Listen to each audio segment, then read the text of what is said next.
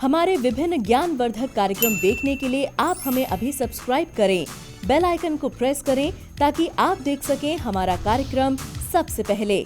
और अधिक जानकारी के लिए फेसबुक पेज को लाइक करना न भूलें।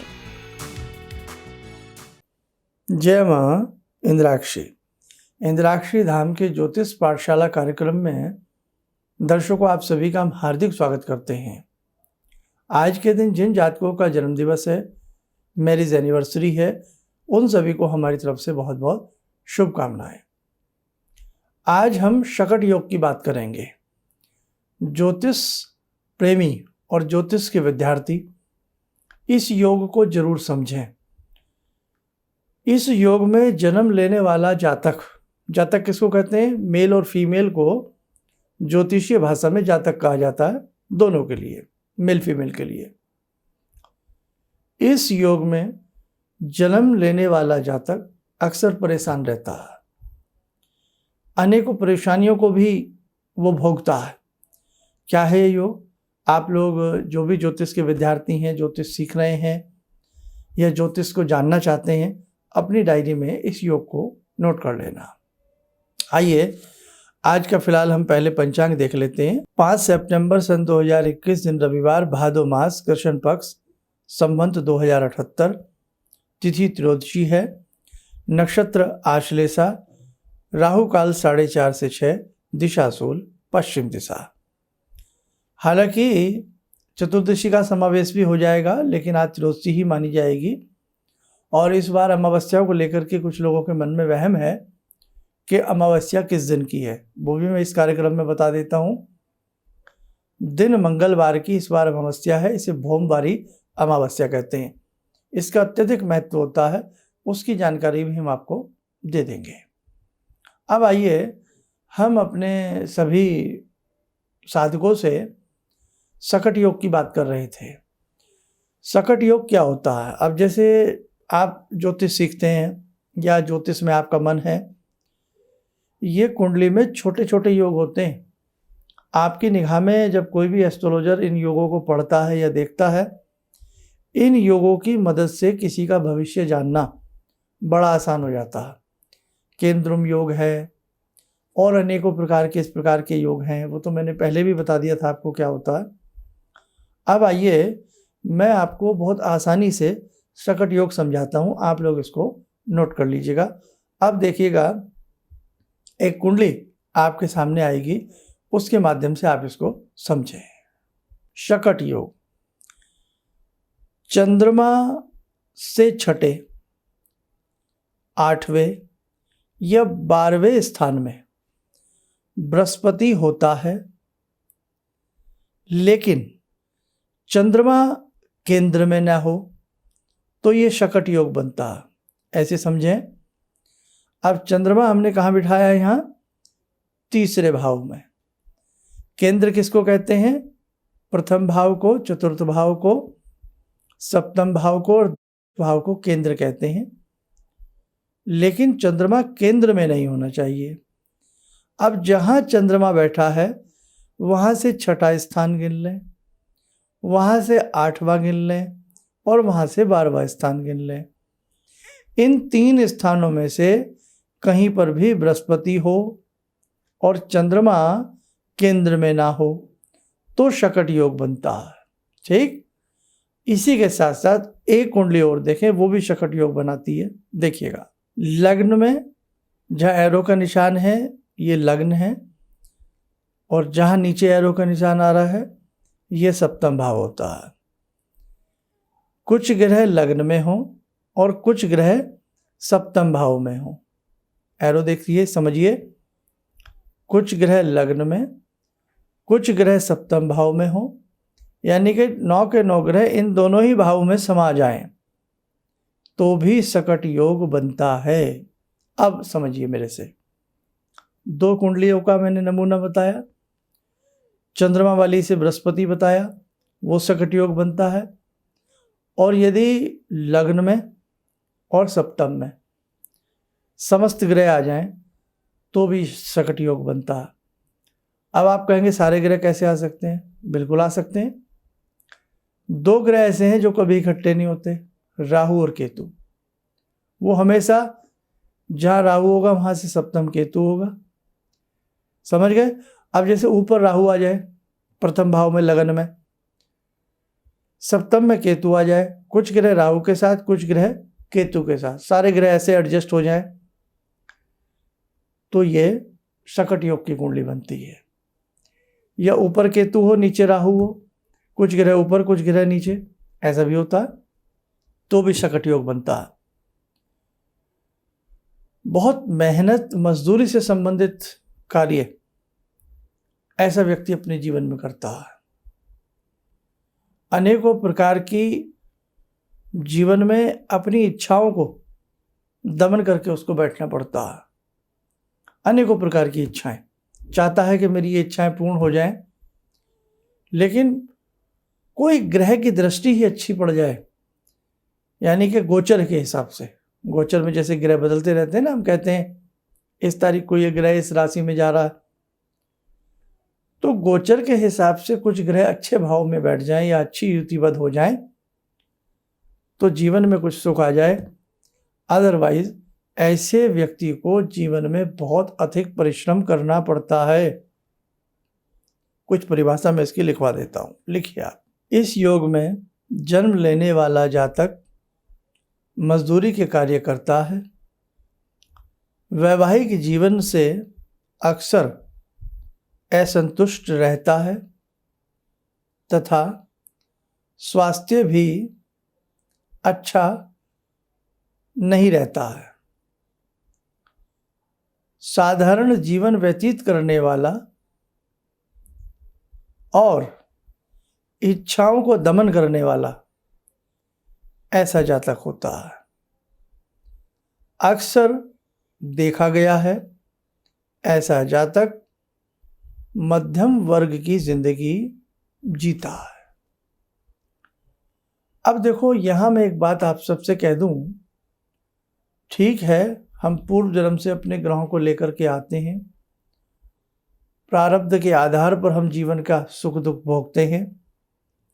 इसीलिए कहा जाता है यदि टाइमली आप अपनी कुंडली बनवा लें, लेकिन वैदिक, ध्यान रखना, वैदिक रीति से, जिस रीति से हमारे ऋषि मुनि कुंडलियों को बनाते थे। आपने देखा ना, गोल वाली कुंडलियां बनती थी, लंबी लंबी खुल जाती थी, बहुत बड़ी बड़ी।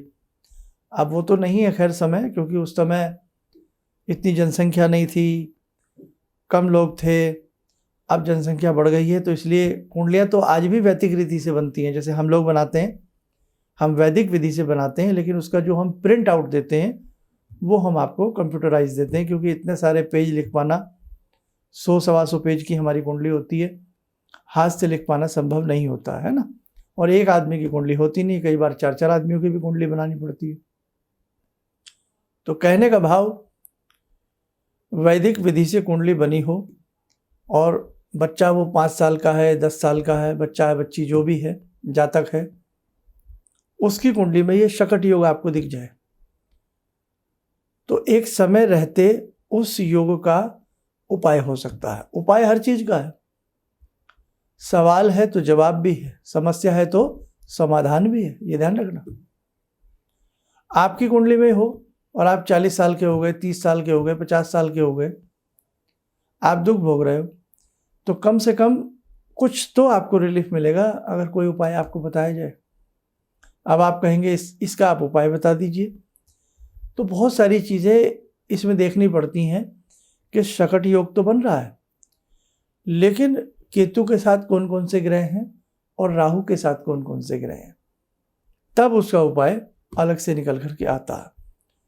तो जितने भी हमारे ज्योतिष प्रेमी हैं, विद्यार्थी हैं, वो इस योग को नोट कर लें। ऐसे ही अगली क्लास में फिर कोई अगला योग बताएंगे, लेकिन ऐसे ऐसे योग आप लिखते जाएं तो बहुत सारे योग जब आपकी कॉपी में हो जाएंगे तो आपको अच्छा ज्योतिष में किसी की कुंडली देखने में आनंद आएगा। कई बार कोई 30 त्योहार ऐसा आता है कि जिस दिन हम क्लास मिस कर देते हैं उस दिन उस 30 त्योहार के बारे में भी बताना ज़रूरी होता है। अमावस्या फिर बता देता हूँ, मैंने बता दी है कि अमावस्या कब की है, ये ध्यान रखें। मंगलवार की अमावस्या है और 7 तारीख की अमावस्या है। दूसरी बात, बहुत लोग कई बार आग्रह करते हैं कि विष कन्या योग के उपाय क्या हो सकते हैं, है ना। तो विष कन्या योग के क्या उपाय हो सकते हैं, अगर ऐसा योग किसी की कुंडली में हो तो उसके क्या उपाय किए जाएं, कल बताऊंगा। कल का चैप्टर भी आप सबके लिए अच्छा है, देखना सुनना ना भूलें। आइए समय हो चला आज की ध्यानमाला का। आज की ध्यानमाला में हम जुड़ते हैं भगवान श्री विष्णु से, भगवान श्री कृष्ण से। ॐ करारविन्दे न पदारविन्दं मुखारविन्दे विनिवेशयन्तं वटस्य पत्रस्य पुटे शयनं बालामुकुन्दं मनसा स्मरामि, बालामुकुन्दं मनसा स्मरामि। कस्तूरीतिलकं ललाटपटले वक्षस्थले कौस्तुभं नासाग्रे वरमौक्तिकं करतले वेणुकरे कङ्कणं सर्वाङ्गे हरिचन्दनं सुललितं कण्ठे च मुक्तावले गोपास्ति परिवेष्टितो विजयते गोपालचूडामणि। शान्ताकारं भुजगशयनं पद्मनाभं सुरेशं विश्वाधारं गगनसदृशं मेघवर्णं शुभांगं लक्ष्मीकान्तं कमलनयनं योगवृद्ध्यानगम्यं वन्दे विष्णुं भवभयहरं सर्वलोकैकनाथं। कवच बना लें, ध्यान करें, भगवान श्री विष्णु हरि का आशीर्वाद हम सबके ऊपर आ रहा है।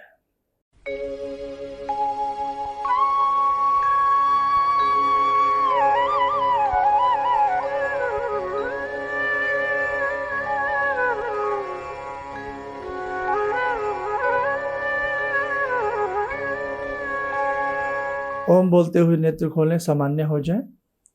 देखो साधकों, हमारे संस्थान में भी वैदिक रूप से जन्म पत्रिकाएं बनाई जाती हैं और इसमें एक विशेषता ये होती है कि जब आपकी पत्रिका हमारे संस्थान में बनती है तो एक बार मैं आपसे बात करता हूँ, उसमें क्या ऐसी कमी है या कौन सा ग्रह कमज़ोर है, उसका मैं आपको उपाय देता हूँ, मंत्र देता हूँ, साधनाएँ देता हूँ और साथ में कुछ ऐसे दान पुण्य की बात करता हूँ। तो आप अगर समय रहते अपने बच्चों की या किसी की भी, है ना, कुछ ऐसे उपाय कर लें तो हो सकता है जीवन में कहीं ना कहीं हमें रिलीफ ज़रूर मिले। और संस्थान में एक डिमांड और आ रही है आपकी, जो हम आध्यात्मिक शिविर पहले लगाते थे उसके लिए बहुत लोग हमें कह रहे हैं। तो देखो अभी थोड़ी पाबंदियां हैं, अभी हर जगह माहौल ऐसा नहीं बना है, ऊपर से तीसरी लहर की बात, ऐसी सब चीज़ें चल रही हैं, तो अभी आध्यात्मिक शिविर का कोई अभी प्रोग्राम नहीं है। लेकिन शायद 1-2 महीने के बाद जैसे ही सब कुछ ठीक होता है तो हम ज़रूर इस बारे में विचार करेंगे और कोई ना कोई अच्छा आयोजन पुनः आपके साथ दिल्ली में या आसपास के क्षेत्र में ज़रूर करने का हम लोग प्रयास करेंगे। आप स्वस्थ रहें, सुखी रहें, इन्हीं शुभकामनाओं के साथ हम अपनी वाणी को विराम देते हैं। जय माँ इंद्राक्षी। गुरुजी, मैं गुवाहाटी से आई हूँ और मैंने टीवी में ही आपका प्रोग्राम देखा था जिसमें आपने मुझे, मतलब मैंने सुना था उसमें आपने हिरण्यहंस सूर्य को देखते हुए बताया था 3 माला करने के लिए। वो मैंने जब से शुरू किया,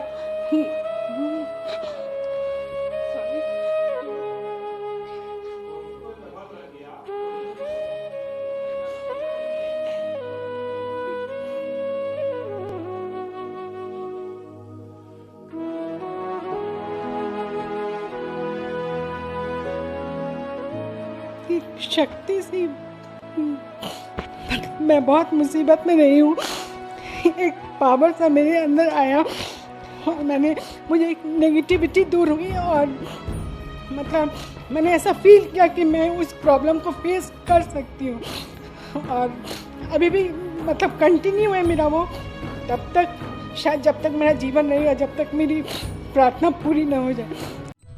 किसी भी समस्या के समाधान के लिए मिले प्रसिद्ध हस्तरेखा एवं वास्तु विशेषज्ञ प्रोफेसर धर्मेंद्र शर्मा जी से।